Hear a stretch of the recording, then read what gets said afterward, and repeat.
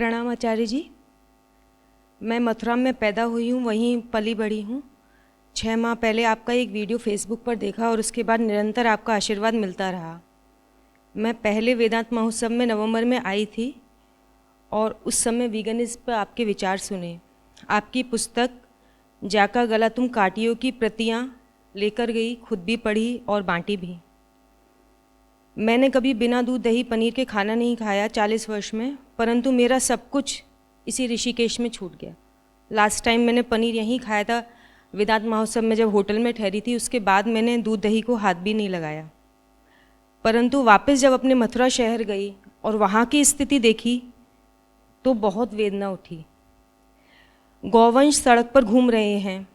तीर्थ स्थान होने के कारण हजारों रेस्टोरेंट हैं, परंतु दूध दही पनीर देसी घी के बिना कोई व्यंजन वहाँ नहीं बनता। देसी घी में बनी कचौड़ी, जलेबी और मिठाइयाँ वहाँ का एक स्टेटस सिंबल है और भगवान का प्रसाद माना जाता है। एक तरफ रायता, पनीर की सब्जी, देसी घी के तड़के की दाल, बटर की रोटी परोसी जा रही है और दूसरी तरफ रेस्टोरेंट के कूड़े के ढेर पर हजारों बूढ़ी गाय और सांड पॉलीथीन और झूठन खाते रहते हैं। गोवर्धन में 21 किलोमीटर की गिरिराज जी की परिक्रमा में दूध की धार से परिक्रमा लगाई जाती है। गिरिराज जी का अभिषेक दूध से किया जाता है, यहाँ तक कि यमुना जी का अभिषेक भी दूध से किया जाता है। मथुरा का पेड़ा विश्व प्रसिद्ध है। हजारों लोग रोजाना वहाँ पेड़ा खरीद रहे हैं, जो कि गाय के, भैंस के दूध के खोए से बनता है। आचार्य जी, चारों तरफ मैं वहीं रहती हूँ, रोजाना ये सीन देखती हूँ तो बड़ी व्यथा उठती है। मैंने अपनी ओर से कुछ कहने का प्रयास किया,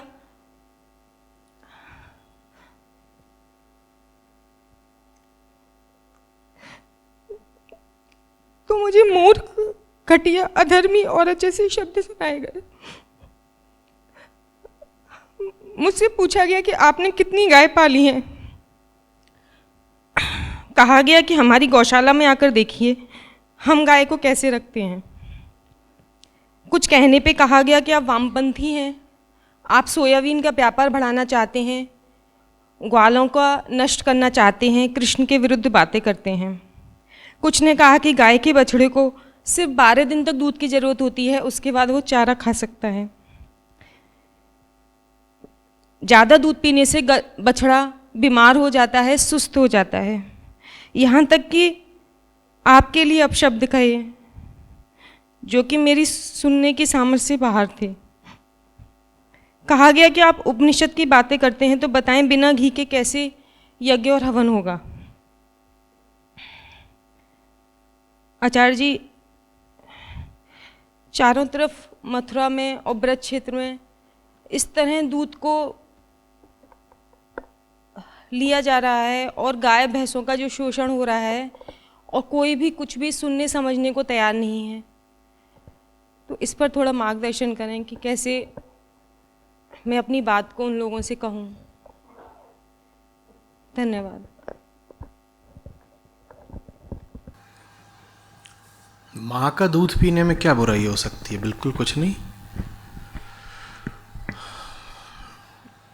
गाय अगर माँ है तो बिल्कुल उसका दूध पीजिए, और अगर उसका दूध पी रहे हैं तो उसको बिल्कुल वैसा ही व्यवहार और स्थान दीजिए जो माँ को दिया जाता है।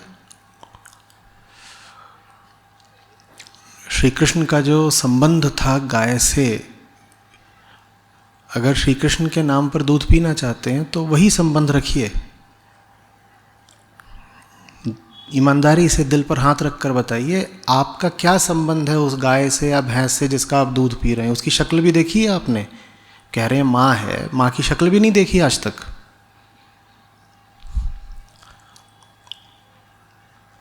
ये जो इतने बछड़े पैदा होते हैं, इन्हें कौन खिलाएगा? कोई नहीं खिलाता, क्योंकि दूध का तो व्यापार है ना, और व्यापारी किसी को मुफ्त में क्यों खिलाएगा? जो बछड़ा पैदा होता है उसका क्या होता है? वो बेच दिया जाता है, वो कटता है, उसके ही मांस का निर्यात होता है। गाय यदि माँ है तो बछड़ा कौन है? आपका भाई है। कैसे भाई हैं आप अपने बछड़े को कटने देते हैं? बिल्कुल जो संबंध आपका अपनी जन्मदायिनी माँ से है, प्राकृतिक माँ से है, शारीरिक माँ से है, वही संबंध गाय से रखिए, फिर मुझे कोई आपत्ति नहीं है। बिल्कुल वैसा ही संबंध रखिए जैसे माँ का चरण स्पर्श करते हैं, जैसे माँ को बिल्कुल सहेज कर रखते हैं, वैसे ही रखिए फिर उस भैंस को भी जिसका आप दूध पीते हैं, क्योंकि दूध तो गाय से ज़्यादा भैंस का चलता है। भैंस को घर लाइए, भैंस को बिस्तर पर सुलाइए, भैंस से बिल्कुल वैसा ही आत्मीयता का रिश्ता रखिए जैसा माँ से रखा जाता है, फिर कोई बुराई नहीं है। पर वो रिश्ता नहीं है और आप उसका दूध निकाले ले रहे हैं, तो ये शोषण है, बिल्कुल है। और आपको भी पता है कि ये निरी क्रूरता और शोषण है, जो पी रहे हैं उनको भी पता है। और वो जो उसका पड़वा कट रहा है, आप जानते हैं भली भांति कि कट रहा है। जो पी रहे हैं दूध, उनसे बस इतना पूछिए ना कि भारत दुनिया में बीफ का सबसे बड़ा निर्यातक कैसे है, बस इतना बता दीजिए। वो कहाँ से आया सारा भैंस का मांस या गौवंश का मांस, कहाँ से आया? कहाँ से आया? वो दूध से आया। पीजिए दूध, दूध पीने में क्या बुराई, पीजिए दूध, माँ का दूध पीजिए। ऐसा भी होता है कि माँ का दूध पिया और माँ जब बूढ़ी हो गई तो उसका काट करके मांस निर्यात कर दिया, ऐसा भी करते हैं क्या? गाय का दूध पीने में, माँ का दूध पीने में कोई बुराई नहीं, पर फिर जिस भैंस का आपने दूध पिया वो कटी क्यों? आपका शरीर है, आप कुछ भी पी सकते हैं, मुझे कोई समस्या नहीं है आप अपने शरीर में क्या डाल रहे हैं। आपको दूध डालना है आप दूध डालिए, आपको जहर डालना है आप जहर डालिए। मुझे समस्या ये है कि उस गाय या उस भैंस के साथ क्या हो रहा है जिसका आपने दूध तो पी लिया और फिर कटवा डाला। मुझे ये बता दीजिए, बस मुझे समझा दीजिए, भारत इतना मांस, इतना बीफ कैसे निर्यात करता है, मुझे ये बता दीजिए। पीजिए दूध, जितना दूध पीना हो पीजिए।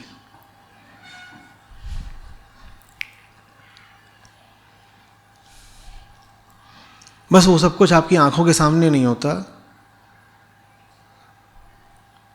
और आपकी ज़बान को लत लग चुकी है घी की और दूध दही रायते की, तो आप कितने झूठे झूठे और बेईमानी भरे तर्क देते हैं।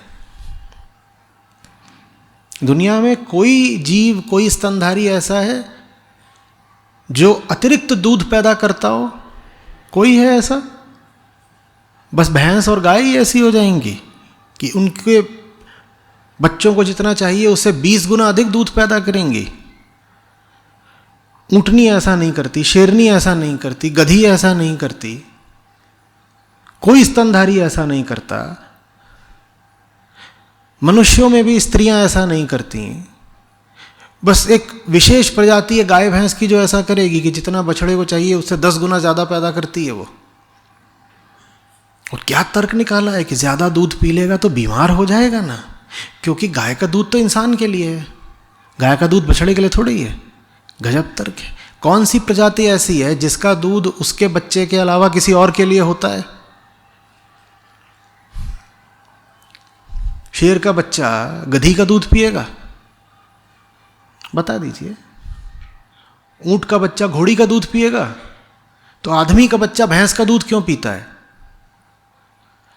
हम कह रहे हैं भैंस इतना दूध देती है कि उसके बच्चे की जरूरत से ज्यादा है, लेकिन एक स्त्री जितना दूध बनाती है वो उसके बच्चे की जरूरत से कम है। वाह वाह। मनुष्य जितना दूध अपने शरीर से पैदा करता है माँ के रूप में, वो बच्चे की ज़रूरत से कम है। अच्छा, तभी तो हमें और पीना है। लेकिन भैंस जितना दूध पैदा करती है वो बच्चे की ज़रूरत से बहुत ज़्यादा है। गजब तर्क दिया है भाई। बेईमानी में पीएचडी कर रहे हो। आचार्य जी वो ये कहते हैं कि हजारों साल से मनुष्य दूध पी रहा है, तो क्या हमारे हजारों साल से क्या लाखों साल तक मनुष्य बिना चड्डी पहने घूमता था? तो मनुष्य की विकास यात्रा पता है ना कितनी लंबी है। वस्त्र पहनना तो हमने अभी शुरू किया है, कल परसों, विकास यात्रा के संबंध में।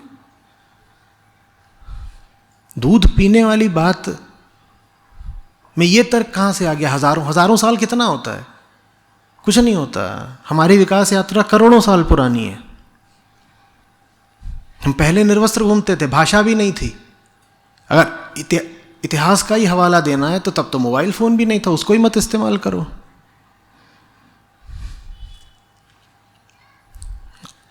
सब कुछ अतीत जैसा करना है, बस जो आधुनिक सुविधाएं हैं उनके मजे भी लेने हैं। और जब अपने स्वार्थ पर आंच आए तो इतिहास को प्रमाण बना लेना है। हजारों साल तक छोड़ दो, अभी 100 साल पहले ही मथुरा में बिजली भी नहीं थी। तुम ये कहां पंखा उंखा चला के बैठ गए? एसी लगा रहे हो, बंद करो। मथुरा वृंदावन में बिजली का क्या काम? वहां जब ग्वाले ग्वालन घूमते थे तो ट्विटर और फेसबुक चलाते थे, और बिजली होती थी, और पंखे होते थे, और टीवी देखते थे। बंद करो ये टीवी वगैरह सब। क्यों व्यर्थ के कुतर्क, बेकार की बात? किसी से कुछ लेने का अधिकार तब होता है जब उसे समुचित अनुपात में दें भी। माता और शिशु का संबंध बहुत विशेष होता है। शिशु ले सकता है मां से, आप भी ले लीजिए गाय से, पर फिर ईमानदारी से उसको मां का स्थान दीजिए, दे दीजिए। बिल्कुल वैसे ही जैसा आप अपनी मां को देते हैं, वही स्थान फिर गाय को दीजिए, फिर पी लीजिए उसका दूध। फिर बछड़े को भाई मानिएगा, बिल्कुल बराबर का।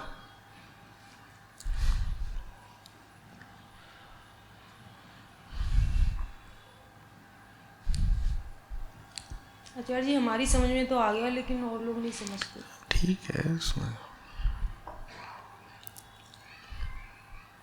प्रणाम आचार्य जी। लास्ट ईयर मैंने दूध का कारोबार चालू किया था। फिर उसी मतलब 6 महीने में मैं वो वीडियो देखा आपका कि गाय का मतलब क्या हशर होता है, और पीपल फर्म्स का भी साथ ही देखा था। तो उसके बाद अभी जो मेरा कारोबार है, मैंने 1 साल में अभी चालू ही है, लेकिन बढ़ाया नहीं है, थोड़ा स्टॉप किया है। तो मेरा एक क्वेश्चन है कि अभी वो मेरे साथ में 10 लोग जुड़े हुए हैं, कम से कम 40 फार्मर्स जुड़े हुए हैं, और कुछ मेरे कस्टमर्स जुड़े हुए हैं। तो उनको मतलब इस बिजनेस तो किस मतलब कैसे टिल्ट किया जाए? और दूसरा क्वेश्चन ये है कि मैं फार्मर फैमिली से बिलोंग करता हूँ। तो खेत में अगर मतलब ऑर्गेनिक फार्मिंग जो होती है, खेत में वो यूज़ होता है गोबर, जो गाय ज़्यादातर गाय के इससे आता है और भैंसों के इससे आता है। तो गोबर के अलावा फिर हम खेती में क्या यूज़ करें? फर्टिलाइजर्स तो यूज़ नहीं कर सकते, और गोबर अगर गाय पालते हैं तो सिर्फ गोबर के लिए नहीं पाल सकते, तो इकोनॉमिकली वो बहुत लॉस मेकिंग हो जाएगा।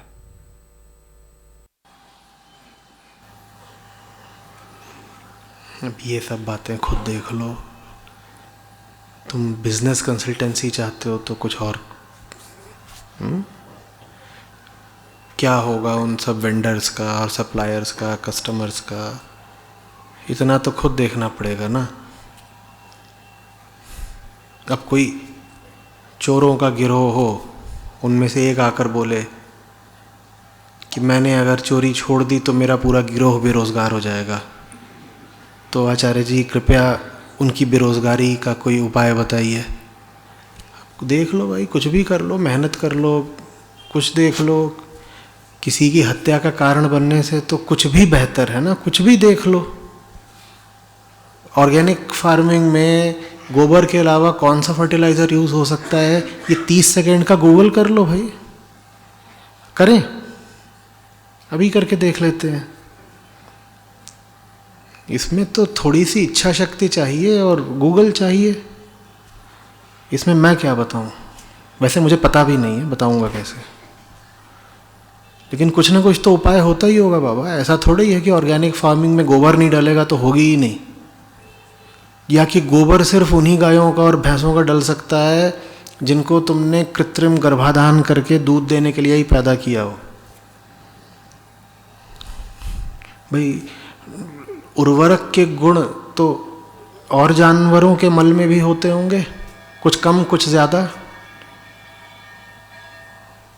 हम कयास लगा भी क्यों रहे हैं? गूगल किस लिए है?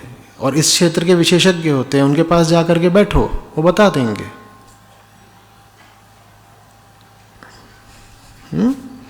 और ये कोई प्रश्न नहीं होता है कि अगर ये बंद कर दिया तो रोजगार का क्या होगा, उनका क्या होगा, फार्मर्स का क्या होगा। गाय भैंसों ने ठेका ले रखा है फार्मर्स की अर्थव्यवस्था चलाए रहने का।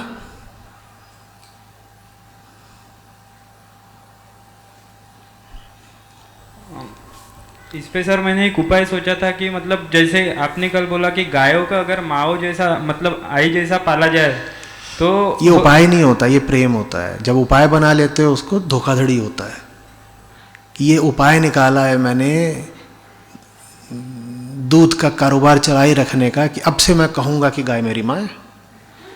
ये कोई उपाय वाली बात नहीं होती है। मेरी बात का दुरुपयोग मत करो। और वो बात मैंने व्यंग के तौर पे कही थी, क्योंकि वैसा तुम कर ही नहीं सकते इसलिए कहा था। वैसा तुम कर सकते होते तो सबसे पहले तुम उसको धो कैसे रहे होते? अपनी माँ को धोता है कोई? अपनी माँ को धोने जाता है कोई? फिर क्यों अपने आप को झूठ बोल रहे हो?